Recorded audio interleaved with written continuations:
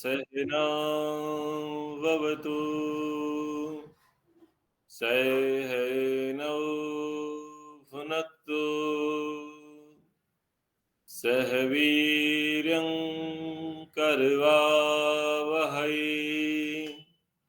तेजस्विनावधीतमस्तु मा विद्विषावहै। ओम शांति शांति शांति। विशुद्ध मनुस्मृति द्वितीय अध्याय। ब्रह्मचारियों के लिए प्रसंग चल रहा है कि ब्रह्मचारियों की दिनचर्या किस प्रकार की होनी चाहिए। श्लोक पढ़ा गया था, वर्जयन् मधु मांसंश्च गंधम माल्यम रसान स्त्रियः शुक्तानि यानि सर्वाणि प्राणिनाम च विहिंसनम, जिसमें कहा गया कि जो ब्रह्मचारी और ब्रह्मचारी मादक पदार्थ, बीड़ी पुड़िया तंबाकू सिगरेट अफीम गांजा अंडे मांस मछली का प्रयोग नहीं करना चाहिए, इससे बुद्धि बिगड़ती है। फिर सुगंध का प्रयोग, सेंट का प्रयोग उनको नहीं करने चाहिए। माला यानी श्रृंगार, गले में कुछ इस प्रकार की चीजें पहनना वो उनके लिए ठीक नहीं है, अलंकार धारण उनको नहीं करना चाहिए। फिर आगे तिक्त कषाय कटु अम्ल और तीखे रसों का सेवन उनको नहीं करना चाहिए। बच्चों को कीमती वस्तुएं धारण नहीं करनी चाहिए। ये तो आरंभिक काल की बातें हैं कि जहां पर बच्चों को सुगंध के प्रयोग के लिए निषेध किया जाता था, यानी सुगंध का प्रयोग गृहस्थी लोग करेंगे, माला यानी श्रृंगार का प्रयोग गृहस्थी लोग करेंगे, विरक्त नहीं करेंगे, ब्रह्मचारी ब्रह्मचारिणी नहीं करेंगी। ये बातें कही गई। आज भी ये प्रासंगिक है, बच्चों को महंगी वस्तुएं नहीं पहननी चाहिए। दूसरा, श्रृंगार करने से देहाभिमान होता है। देहाभिमान होगा तो फोकस किस शरीर पर, प्रदर्शन पर फोकस होगा। मुख्य उद्देश्य क्या है? विद्या का अर्जन, वो उद्देश्य छूट जाएगा। इसलिए इन अभ्यास करें।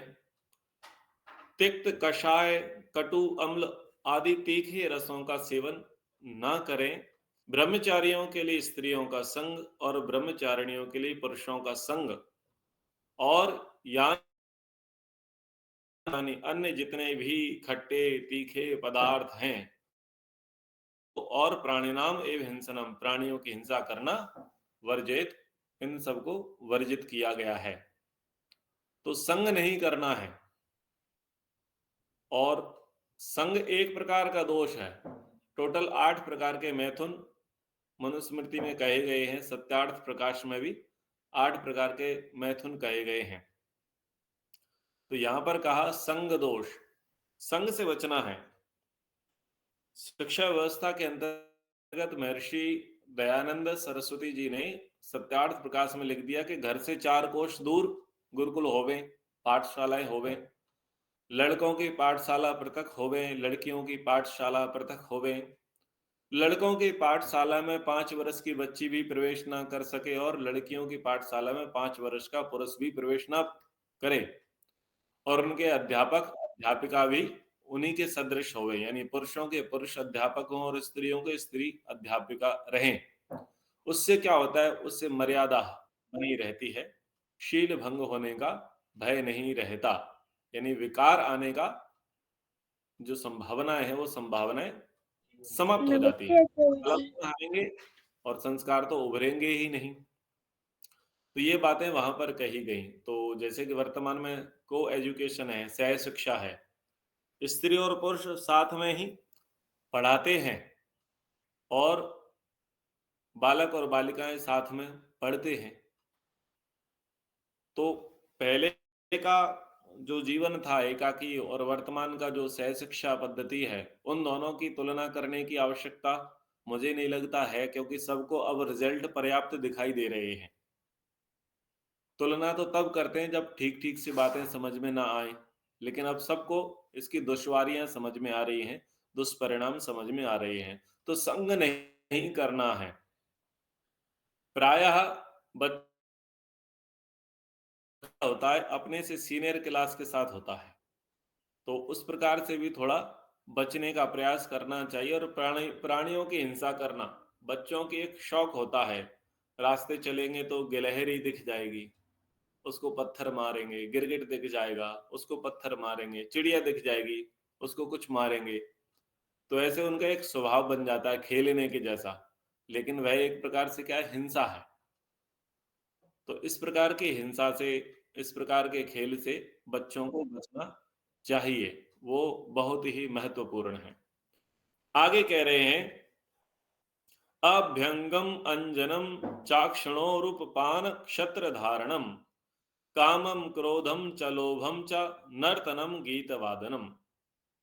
महर्षि मनु जी कह रहे हैं, अभ्यंगम शरीर पर प्रसाधन के रूप में उबटन आदि लगाना, अक्षणों च अंजनम श्रृंगार के लिए आंखों में अंजन डालना, उपानत क्षत्र धारणम जूते और छत्र का धारण, कामम क्रोधम लोभम च काम क्रोध लोभ मोह भय शोक ईर्ष्या द्वेष आदि, और चकार से मोह भय शोक यहां पर ले लिए हैं, और नर्तनम गीत वादनम मनोरंजन के लिए नाच गाना बाजा बजाना, इनको भी वर्जित रखें।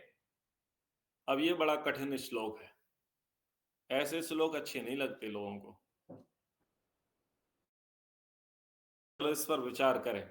सबसे पहले ये कह रहे हैं कि शरीर पर प्रसाधन के लिए उबटन आदि लगाना, बॉडी लोशन और अन्य जो उबटन आदि लगाए जाते हैं, किस लिए लगाए जाते हैं?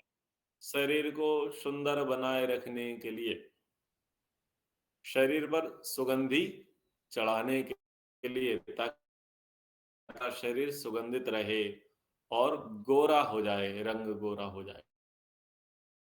तो वही फैशन शो में नहीं जाना है, पढ़ना है। पढ़ाई आपके जीवन का लक्ष्य है। फिर आगे कह रहे हैं कि श्रृंगार के लिए आंखों में अंजन लगाना, अंजन यानी काजल, काजल लगाना, जूते और छत्र का धारण करना। तो ब्रह्मचारियों के लिए जूते और छत्र यानी छाता, इसका निषेध हुआ करता था। ब्रह्मचारी खड़ाऊ पहना करते थे, जूते नहीं पहनते थे। थोड़ा सा समझने का प्रयास करें। महर्षि मनु जी कह रहे हैं कि भाई आपका कार्य है ब्रह्मचारी जीवन को जीना, आप ब्रह्मचारी हैं, आपका उद्देश्य है कि आप स्वयं का निर्माण करें, आप जितेंद्रिय रहें, आपका विद्या पर फोकस हो, आपका ब्रह्म पर फोकस हो, यह आपका लक्ष्य होना चाहिए। लेकिन ये लक्ष्य जो है, कैसे भ्रमित होते हैं लक्ष्य से? छोटी छोटी चीजों से व्यक्ति छोटी छोटी चीजों में सुख ढूंढने लग जाता है। जैसे कि सबसे पहले स्नान करने के लिए गए तो उबटन लगाने लग गई, वहां से फ्री हुए तो सेंट लगाने लग गए, काजल लगाने लग गए, उससे फ्री हुए तो मेकअप करने लग गए, फिर उससे फ्री हुए तो हेयर स्टाइल बनाने लग गए, उससे फ्री हुए तो स्टाइलिश कपड़े पहनने लग गए, उससे फ्री हुए तो बाहर जाकर के चटपटा अटपटा खाना शुरू कर दिया। ये सब कर क्या रहा है? ये सब आपको भटका रहा है। धीरे धीरे इनमें रुचि लगेगी, इसको बोलते हैं बाह्य वृत्ति। ब्रह्मचारी को अंतर्मुखी होना चाहिए, और वो अंतर्मुखी तब रह सकेगा जब वो प्रपंच से बचेगा। इसको बोलेंगे प्रपंच, झंझट। इससे रजोगुण वृत्ति बढ़ती है। ये डेकोरेशन है, फैशन है, श्रृंगार है, इससे रजोगुण राजसिकता बढ़ती है, और इसके साथ साथ काम वासना का भी वेग आ जाता है, उसकी बढ़ोतरी हो जाती है। काम वासना अनेक प्रकार की है, ना केवल इंद्रिय सुख है, पर अन्य प्रकार की वासनाएं काम के ही अंतर्गत आती हैं। लोग मुझे अच्छा माने, लोग मुझे अच्छा कहें, मेरे साथ फोटो निकलवाएं, और हम अपने सब कम्युनिटी में, बच्चों की मंडली में हम स्मार्ट दिखें, हम बढ़िया दिखें। तो उस पर उनका फोकस चला गया। तो इससे क्या हुआ, इसको बोलते हैं डिस्ट्रैक्ट होना, अपने मार्ग से, अपने लक्ष्य से भटकना। आपकी पहचान वहां आपकी हेयर स्टाइल से नहीं है, आपके ड्रेस कोड से नहीं है, आप कैसा सेंट यूज करते हैं, परफ्यूम यूज करते हैं, इसके लिए नहीं है। आपकी पहचान ये है कि आप विषय में कितने गंभीर हैं, जो आप स्टडी कर रहे हैं उसमें आप कितने निष्णात हैं, प्रवीण हैं, कुशल हैं। जो आप पढ़ रहे हैं वो आपके भीतर कितनी जा रही है बातें, ये मुख्य है। उसी के लिए आप आए हैं। आपका जो मान सम्मान है उसी को लेकर के होगा। जो फैशन में लगे रहते हैं वो पेपर में नहीं आते, वो इंस्टा पर आते हैं। और आपको इंस्टा पर नहीं आना, आपको पेपर में आना है। और ना केवल आपको आना है, आपके पेरेंट को भी आना है और आपके गुरुजनों को भी आना है। फलाने फलाने ने इस परीक्षा में प्रथम श्रेणी से राज्य में उत्तीर्ण किया, तो वो पेपर में आना चाहिए, इंस्टा पर नहीं आना। समझने का, पर फोकस हमारा दूसरी जगह चला गया, बाह्य प्रदर्शन पर। किसको ज्यादा माना जा रहा है, किसको ज्यादा स्वीकारा जा रहा है? जिन्होंने लंबा पुरुषार्थ किया है, परिश्रम किया है, अपने लक्ष्य पर एकनिष्ठ हुए हैं। तो जो इस प्रकार से करते हैं वो कम आयु में ही बड़े से बड़े पदों को प्राप्त कर लेते हैं। लेकिन जो फैशन में लग जाते हैं, प्रदर्शन में लग जाते हैं, बस वो घुमक्कड़ प्रजाति वाले बन करके रह जाते हैं। माता पिता बड़े महंगी लाइफ उनको देना चाहते हैं, अच्छी शिक्षा उनको देना चाहते हैं, लेकिन बच्चे शौक में पड़ गए, मनोरंजन में पड़ गए, और माता पिता की उम्मीदों पर वो खरे नहीं उतरे। आज के हिसाब से बात कर रहे हैं। और पहले के लिए तो टोटल निषेध था। और पहले की बात क्या करें, हम तो अब की बात करते हैं। हम जब गुरुकुल गए तो गुरुकुल से पहले हम टाई बेल्ट लगाते थे, सूट वूट बढ़िया पहनते थे, शाहिद कपूर जैसे बढ़िया बढ़िया बाल हुआ करते थे। गुरुजी ने कहा कि भाई सबसे पहले ये उतारो। मैंने कहा ये बड़ा कठिन काम है, बाल नहीं रह सकते क्या? तो स्मार्ट दिखते हैं भाई। बोले नहीं, पहले बाल कटवाना पड़ेगा। वो कठिन काम था बाल कटवाना। बाल कटवा लिए तो पता चला पूरे गुरुकुल में शीशा नहीं था। अब हमको तो स्क्रब करने की आदत थी, सब सारे चीजें जो सबको आदत होती है सारी आदत थी। कुछ नहीं है भाई, मामला बड़ा गड़बड़ है। और कुछ क्रीम व्रीम भी सब छीन ली, जो कुछ भी लेकर के चले किट वो भी सब गायब।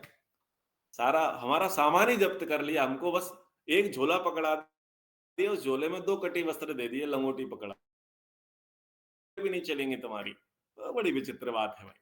कहाँ से गुरुकुल में पढ़ने के लिए आ गए? ये तो मैं अब की बता रहा हूँ, जब मैं 26 साल का था और गुरुकुल में गया तब की बता रहा हूँ। बोलो, पूरे गुरुकुल परिसर में शीशा नहीं था। शीशा केवल उनके लिए था, गृहस्थियों के रूम में होता था। तो हमें अपना थोबड़ा ही देखने को नहीं मिलता था। बताओ, ऐसी बात थी। कुछ नहीं, महीने का नियम था, महीने में एक बार बाल कटेंगे, मामला साफ, सुपड़ा साफ, और कुछ नहीं। बड़ी विचित्र बात थी। तो अच्छा अभ्यास हो गया। मतलब फोकस ही नहीं था, हम सो करके उठ जाएं या वैसे ही चल दें, हमारे चेहरे में कोई अंतर नहीं था। धोने की जरूरत ही नहीं पड़ती थी।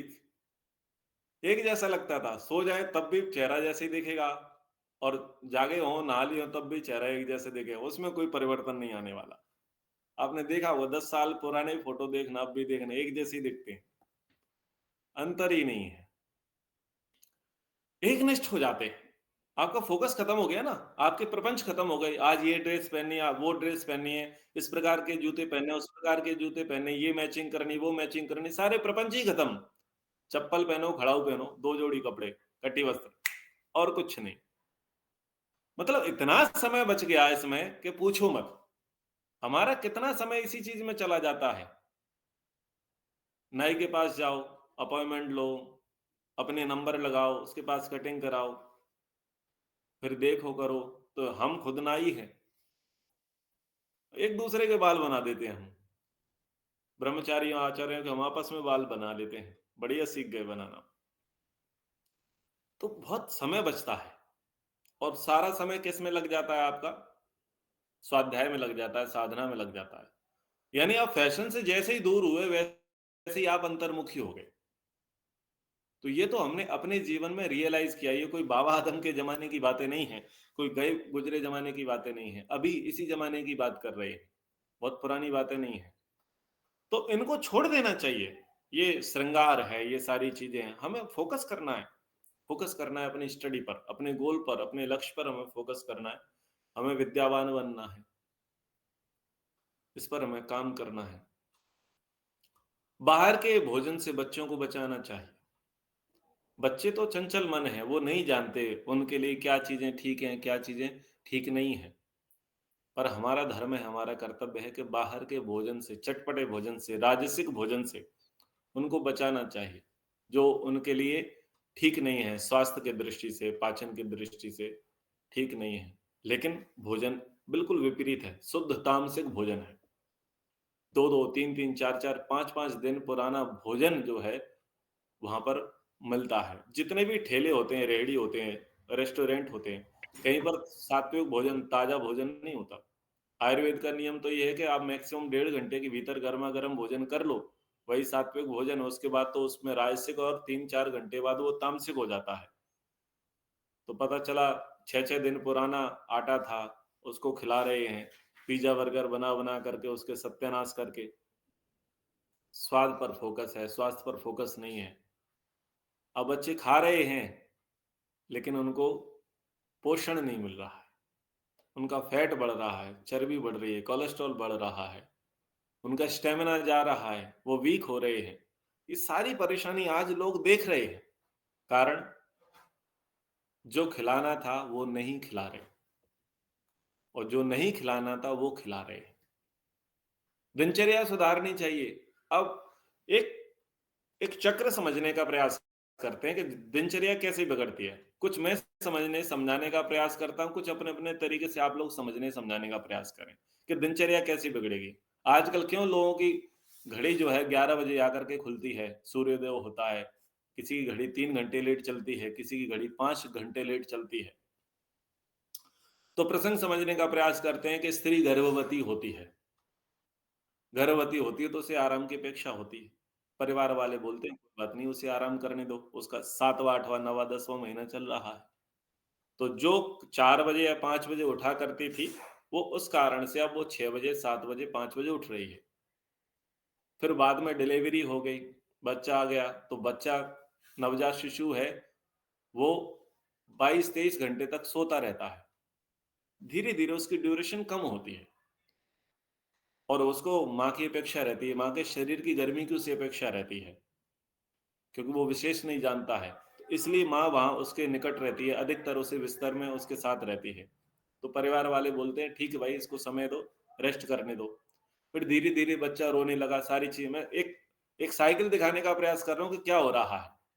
जो 4 बजे उठने वाली महिला थी, उसका बच्चा 8 बजे कैसे उठता है, ये यात्रा करा रहा हूँ मैं। धीरे-धीरे बस दूध का रोना हुआ, ये उसका क्या बोलते हैं, वो बदलने का होता है। अंडरवियर बदलने का, डायपर बदलने का होता है। तो ये सारी चीज़ें चल रही हैं। अब धीरे-धीरे क्या हुआ, बोले बच्चा लेट सोया था, इसलिए हम लेट जागे। तो देवी जी का 4 बजे उठने वाली वो 6 बजे, 7 बजे उठने लग गई और संडे को तो पता चला वो 8 बजे तक की बात हो गई। तो ऐसे वहाँ से साइकिल बिगड़ती है, मुझे ऐसा लगता है। बाकी आप लोग अपने-अपने तरीके से देख लें। साइकिल वहाँ से बिगड़ती है उठने की। फिर पता चलता है कि अब माता को अभ्यास हो गया है, वो सूर्यास्त से पहले उठ नहीं पाती है। सूर्यास्त के बाद ही उठती है, यानी वो 8 बजे से पहले उठना ही नहीं चाहती है। तो उसके लिए बेहतर ऑप्शन है कि बच्चे को ठोक-पीट के सुलाते रहो और ये बहाना बन जाएगा बच्चा सो रहा है। फिर धीरे-धीरे इस प्रकार से बच्चे को भी हैबिट लग जाती है, माता को भी हैबिट हो जाती है और ये हैबिट कइयों की एज़ इट इज़ बनी रहती है। 8 बजे तक लोग बिस्तर नहीं छोड़ते। फिर थोड़ी ज़िम्मेदारी आती है, वर्किंग डेज़ वाली बात आती है, बच्चों को स्कूल भेजने वाली बात आती है, तो उसमें थोड़ा बहुत समय का परिवर्तन हो जाता है, थोड़े जागरूक हो जाते हैं। लेकिन रविवार को 10 बज जाते हैं। छुट्टी वाले दिन 10-10, 11-11 बज जाते हैं।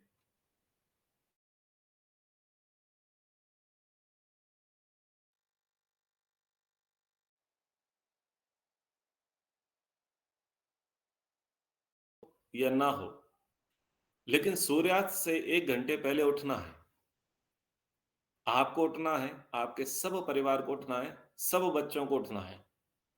5 वर्ष का बच्चा है, उसको भी उठाओ। अरे सुबह सुबह की हवा, लाख रुपए की दवा, ये काम करना है। हर बच्चे को समय पर उठाना है, ताकि उसको एक्स्ट्रा समय मिलेगा। उसे छत पर लेकर के जाओ, बाहर कॉलोनी में गार्डन में लेकर के जाओ, बगीचे में लेकर के जाओ, सैर कराने लेके आओ। आप भी आसन व्यायाम करें, उनको भी आसन व्यायाम कराएं, एक दिनचर्या सुधारने का प्रयास करें। पर नहीं, माता पिता की दिनचर्या बिगड़ी हुई है तो बच्चों की दिनचर्या कैसे ही सुधरेगी? बहुत बड़ी विडंबना है। इस विडंबना से बचने का प्रयास करें। बच्चों को समय पर उठाएं और हमको भी समय पर उठना चाहिए।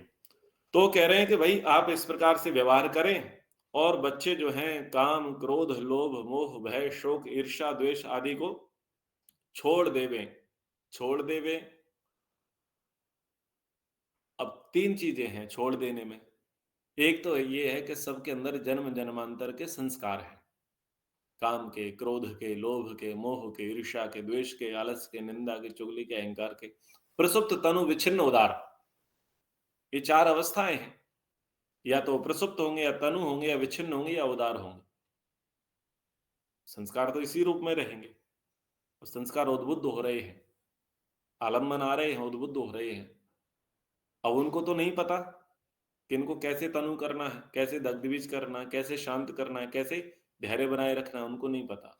लेकिन ये कौन बताएगा? ये उनके गुरुजन बताएंगे, ये उनके माता पिता लोग बताएंगे कि नहीं, आपको ऐसे रिएक्ट नहीं करना है। आपका फोकस विद्या का अध्ययन करना है। इसलिए इन चीजों में मत लगो, ये विकार है। इन विकारों को दबाओ, इन पर काबू करना सीखो, इनसे वशीभूत मत हो जाओ, इनको अपने वश में रखना सीखो। तो ये बातें बताने की जिम्मेदारी गुरुजनों की है, माता पिता की है, कि जब बच्चे क्रोधी होते हैं, कामी होते हैं, मोही होते हैं, शौक करने लग जाते हैं, ईर्ष्या द्वेष करने लग जाते हैं, तो ये फेलुअर किसका है? पेरेंट का फेलुअर है। ये फेलुअर टीचर्स का फेलुअर है, अगर बच्चों के अंदर ये चीजें आ रही हैं।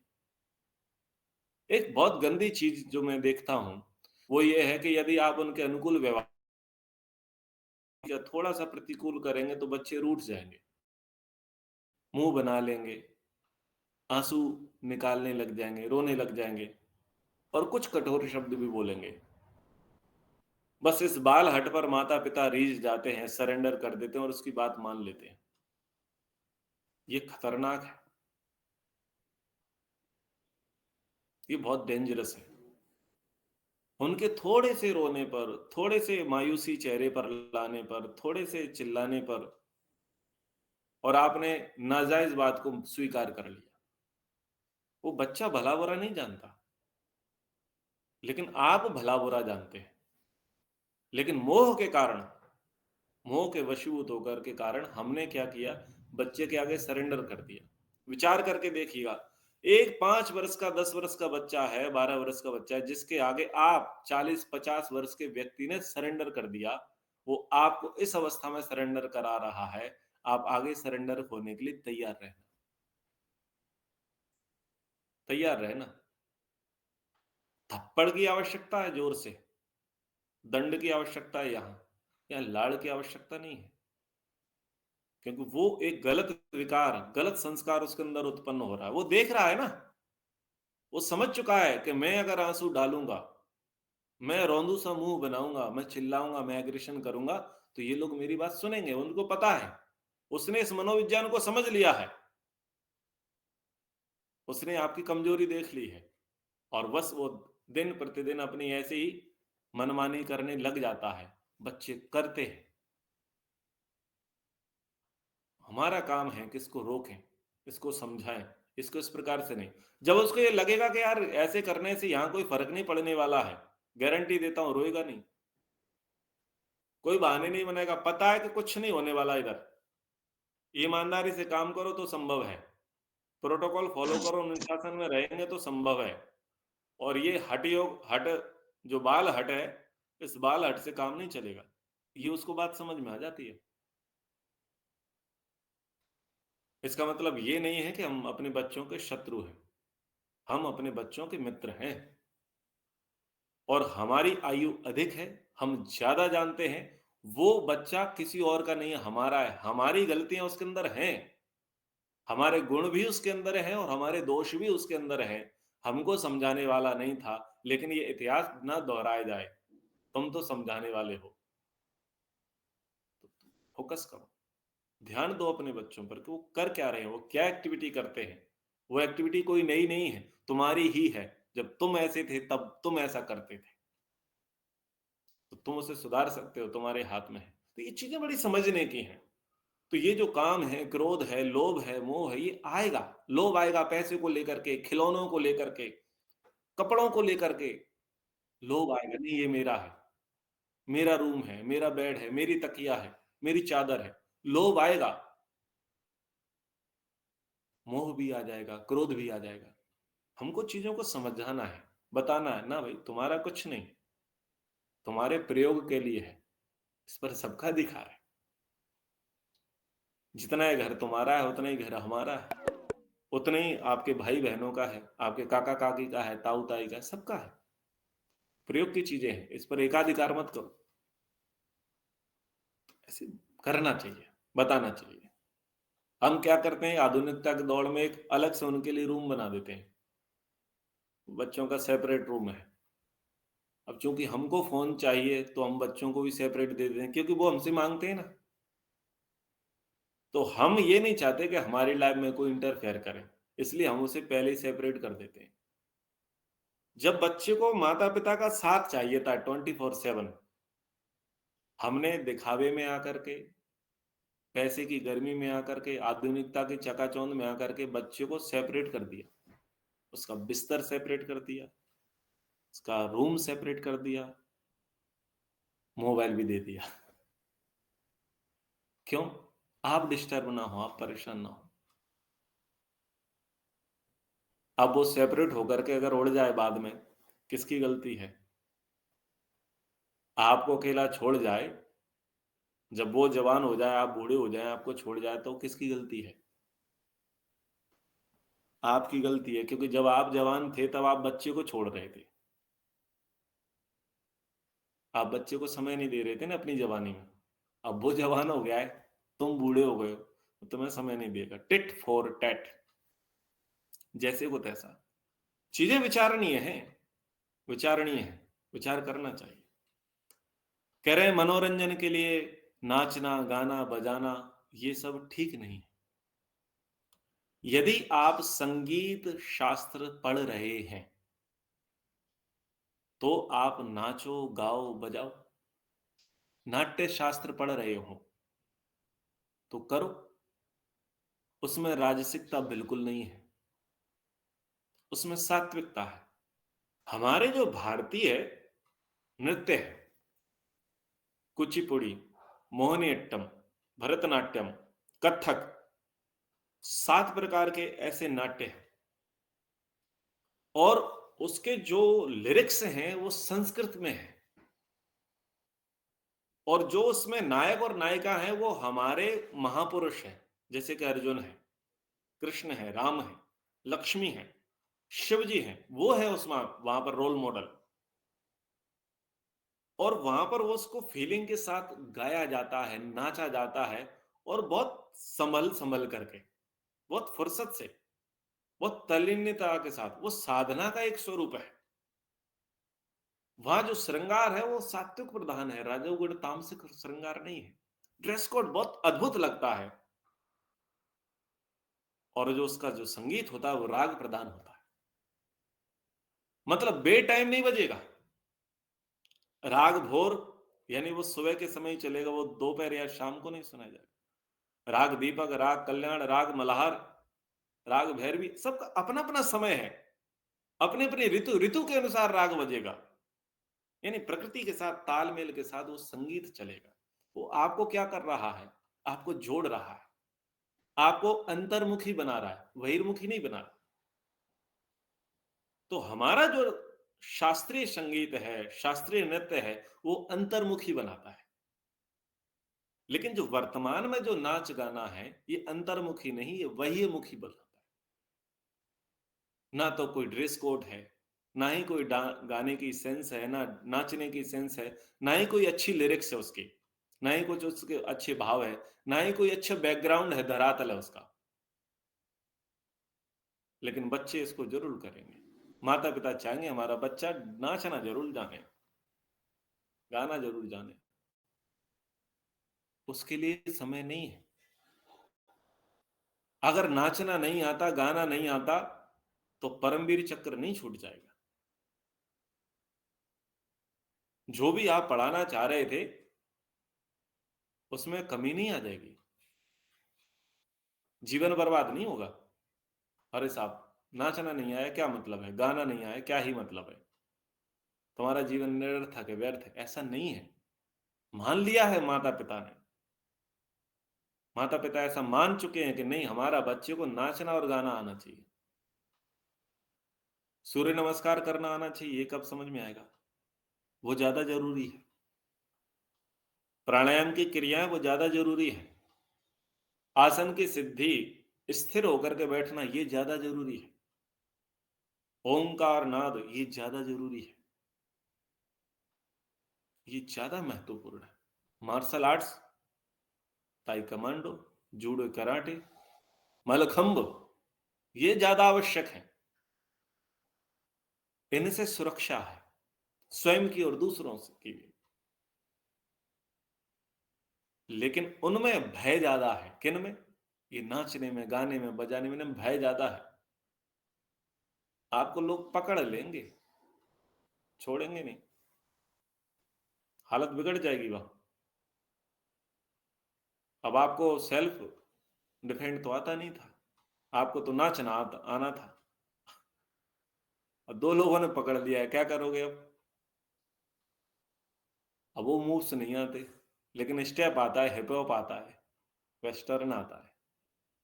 तो विडंबना है।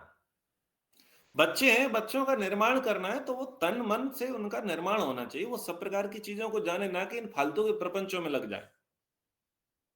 लेकिन बुद्धि का दिवाला निकला हुआ है, और चीजों को बड़े स्तर पर प्रमोट किया जाता है।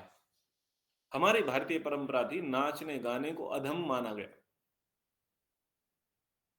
नाचने गाने से जीविका करना अधम कार्य कहा गया, और ये केवल नट और नर्तकियों का कार्य था। कभी भी अच्छा नहीं मानते थे। केवल जो भक्ति संगीत हुआ करते थे, शास्त्रीय संगीत हुआ करते थे, उनको राज दरबारों में प्रमुख स्थान दिया जाता था, मंदिरों में प्रमुख स्थान दिया जाता था, उनको प्रणाम किया जाता, उनका सम्मान किया जाता था। लेकिन धीरे धीरे नाचने गाने का काम तो केवल वेश्याएं करती थी, नट नर्तक करते थे। उसको प्रमोट किया गया, वेश्यावृत्ति को, उस प्रकार के दिखावे को प्रमोट किया गया, बड़े बड़े मंचों पर, बड़े बड़े स्टेज पर लाया गया। क्योंकि नक्कटा संप्रदाय के हैं सब लोग। नक्कटा संप्रदाय, एक की नाक कट चुकी है, एक के कान कट चुके हैं, तो क्या चाहते हैं? हमारा बहुमत हो जाए। बहुमत हो गए तो हमें इज्जत मिलेगी। तो सब नचड़ियों ने क्या किया? टीवी पर आ गए, और उन्होंने उसका प्रमोशन शुरू कर दिया, और घर घर में वो सारा संक्रमण फैला दिया, जो संक्रमण खुद में था। इनका पता करके देखो, ये कोई सभ्य परिवार के लोग नहीं थे। ध्यान देना, जितने भी बड़े कोरियोग्राफर बने बैठे हैं, डांसर बने बैठे हैं, ये सब बने बैठे हैं, इनका देख लेना कोई अच्छा कुल खानदान हो तो पता कर लेना। ये सड़क छाप लोग हैं ज्यादा से ज्यादा, इनका यही बैकग्राउंड रहा है। कोई अच्छी परवरिश, अच्छी शिक्षा, अच्छे संस्कार नहीं रहे। आज भले ही वो रोल मॉडल बन गए किसी के लिए,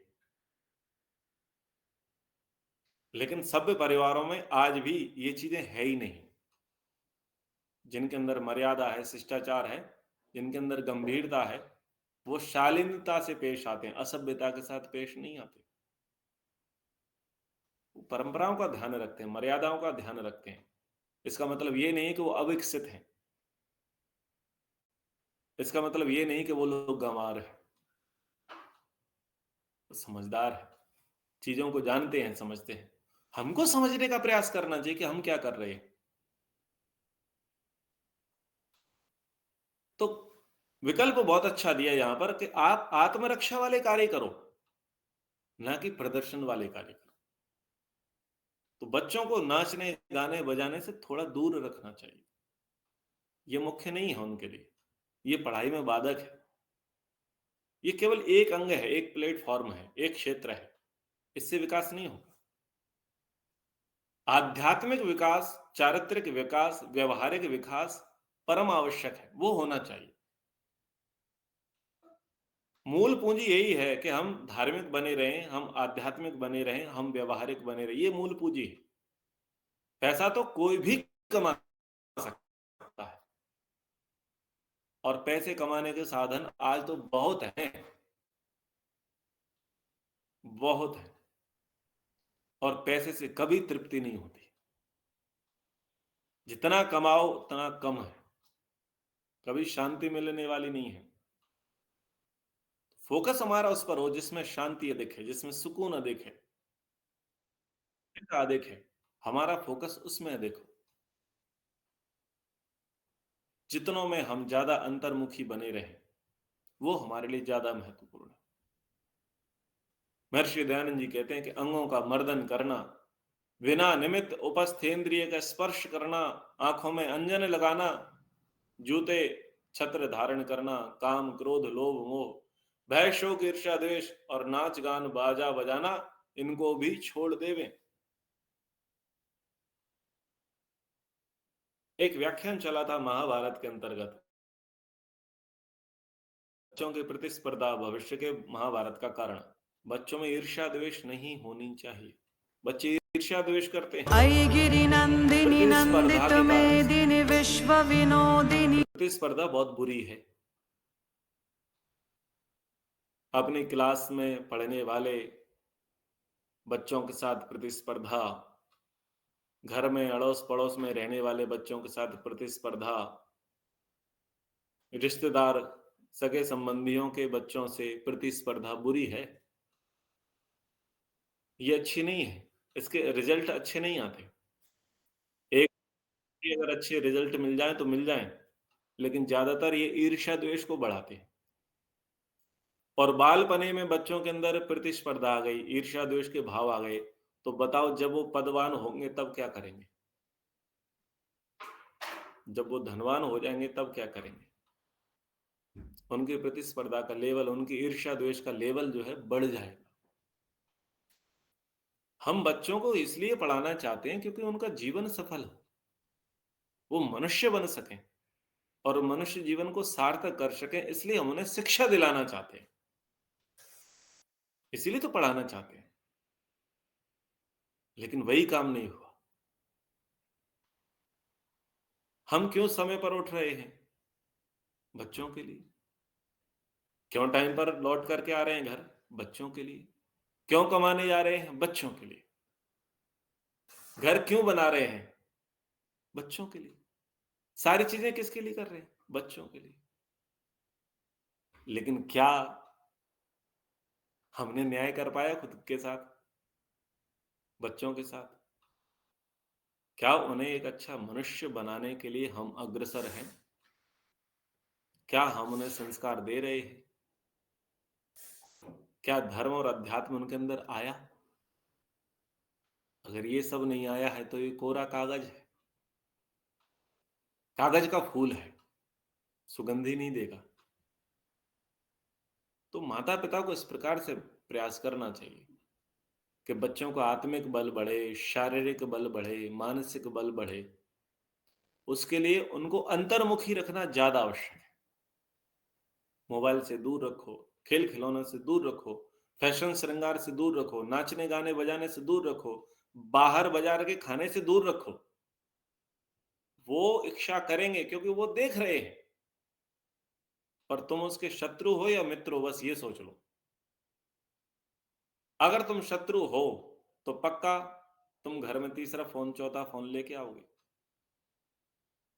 बाहर जाकर के ठेलों पर बैठ करके, होटलों पर बैठ करके उनको खिलाओगे पिलाओगे, उनको भी फैशन की जिंदगी दिलाओगे, ये शत्रु के लक्षण होंगे, मित्र के लक्षण नहीं होंगे। और मित्र हितकारी होता है, थोड़ा सा कड़वा होता है, लेकिन आप बता सकते हैं बच्चों सब कर लेना, लेकिन पहले अपने आप को योग्य तो बना लो। अभी तुम्हारी लिमिट है, कुछ कुछ सीमाएं हैं, उन सीमाओं का पालन करो, उसके बाद कुछ आगे कर लेना। पहले अपने आप को मजबूत तो बना लो। जब बेमौसम ओले पड़ेंगे, उनसे कैसे बचोगे? तो पहले खुद को तपना पड़ता है, खुद को बनना पड़ता है। तो पहले तपाओ, बनाओ, अपने आप को योग्य बनाओ, काबिल बनाओ। बाद में हम तुम्हें छोड़ देंगे, क्योंकि हमें आगे जाना है, तुमको रहना है, हमें तो आगे जाना है। हम कहां तक तुम्हारे पीछे डंडा लेकर के और रस्सी लेकर के खड़े रहेंगे ना। हम चाहते हैं तुम्हें परफेक्ट कर दें, तैयार कर दें, एक आत्मनिर्भर बना दें, स्ट्रांग बना दें। आप शरीर से भी बलवान हो, मन से भी और आत्मा से भी बलवान हो। हम तो चाहते ही नहीं कि तुम्हें हमारी जरूरत पड़े। हम तुम्हें इतना योग्य बना करके जाना चाहते हैं, अपने से श्रेष्ठ तुम्हें बनाना चाहते हैं। तो आप हमें अपना मित्र मानो, शत्रु मत मानो। इसे बच्चों को समझाने का प्रयास करना चाहिए। तो ये बहुत अच्छी बातें मनुस्मृति की हैं। आगे और हम करेंगे, जुए की बात करेंगे। आईपीएल आने वाला है और पबजी गेम बंद हो गया है, तो देखो यहाँ पर जुए का मना किया गया है, बैट लगाने के लिए मना किया गया है, और बच्चे बैट लगाने में बड़ा मशगूल है। तीन पत्ती भी खेलने लग गए हैं, रमी सर्कल भी खेलने लग गए हैं, 823 भी खेलने लग गए हैं। क्योंकि जो दुष्ट प्रकृति के लोग हैं वो उसी का प्रचार कर रहे हैं ना। खुद दुष्ट हैं और क्या चाहते हैं, और भी दुष्ट बने।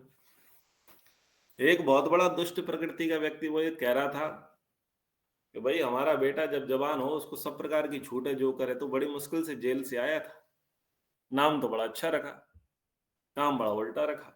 नाम रखा आर्यन, काम बड़े उल्टे, राक्षसों के जैसे। तो दुष्टों का दुष्टता ही देना होता है, सज्जनों का सज्जनता देना होता है। चलिए, पर्याप्त समय हुआ, कक्षा को विराम करते हैं। एक बार उनका उच्चारण। ओ